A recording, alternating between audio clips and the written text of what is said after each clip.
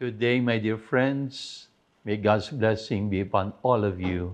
I am Father Joel Hasson. I am a priest of the Archdiocese of Manila. It is my joy to welcome all of you to this series of Advent reflections that we will call From Waiting to Wonder.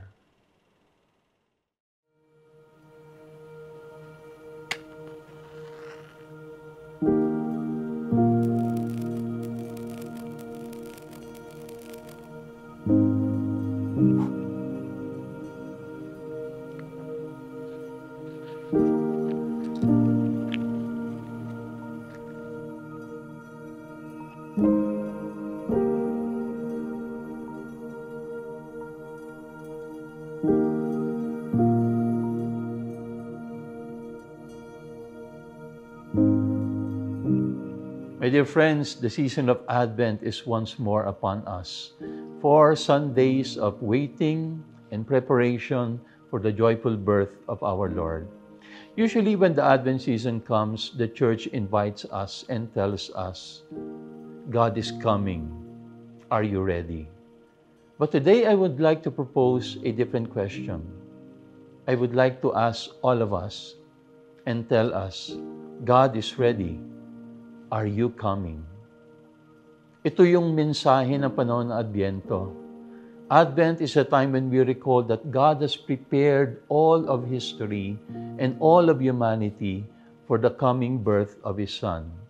In the letter to the Hebrews, it says, in times past, God revealed Himself to us in varied and fragmentary ways through the prophets.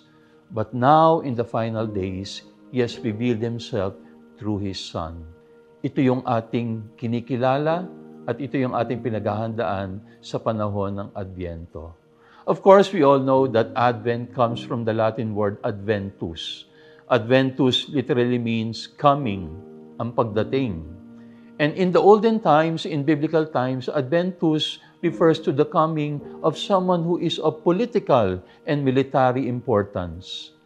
But in our Christian understanding, Advent refers to our waiting for the coming birth of our Messiah. You know, our Catechism of the Catholic Church reminds us that there are actually 3 kinds of Advents. Tatlong pagdating ng ating Panginoon. The first Advent was revealed to us by Cyril of Jerusalem. He told us that there is a first coming of the Lord, and we call that the coming of the Lord in history, the advent of Jesus in history, when He was born 2,000 years ago in Bethlehem.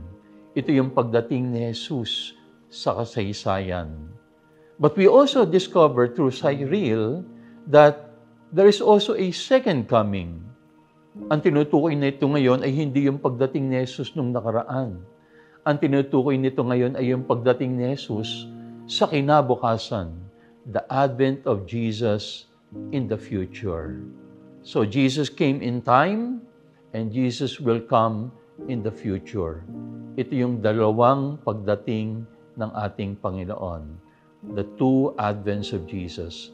But we also discovered, according to Saint Bernard of Clairvaux, that there is actually an intermediary advent, a 3rd advent. And this advent comes in between the coming of Christ in history and the coming of Jesus in the future.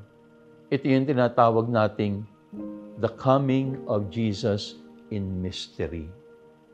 So si Jesus dumadating sa atin hindi lang sa kasaysayan, hindi lang sa kinabukasan, pero dumadating siya sa atin sa misteryo ng ating pang-araw-araw na buhay. And I believe this is what is important.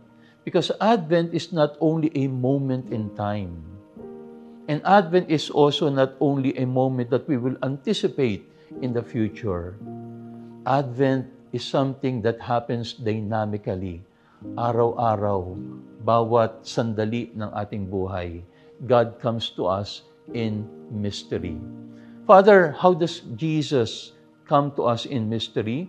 Unang-una, He comes to us through the sacraments.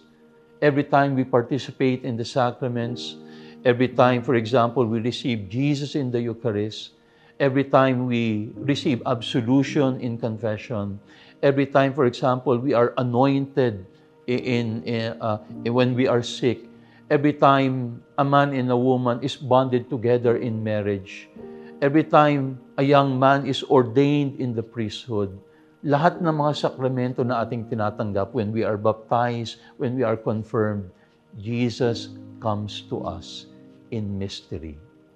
Whenever we open the Scriptures, whenever we read the Bible, Jesus also comes to us. He reveals Himself to us through His Word. And then most of all, whenever we attend Holy Mass, whenever we receive the Lord in the sacrament of the Eucharist, He comes to us in real presence, body, blood, soul, and divinity.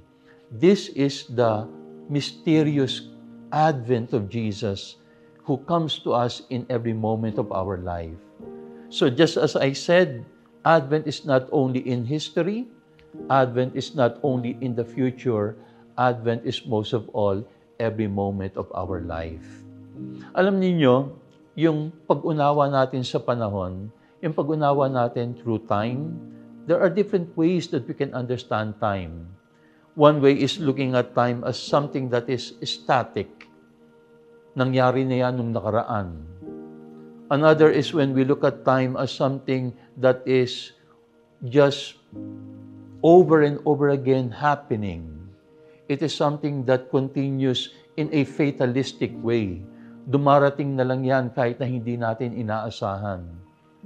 But the biblical understanding of time is not static, it is not fatalistic, it is dynamic. God comes to us every moment of our life.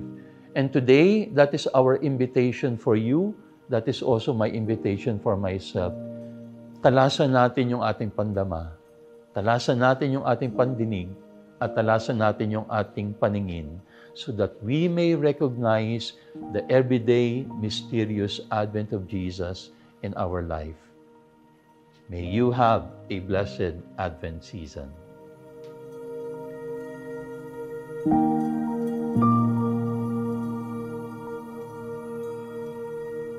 Thank you.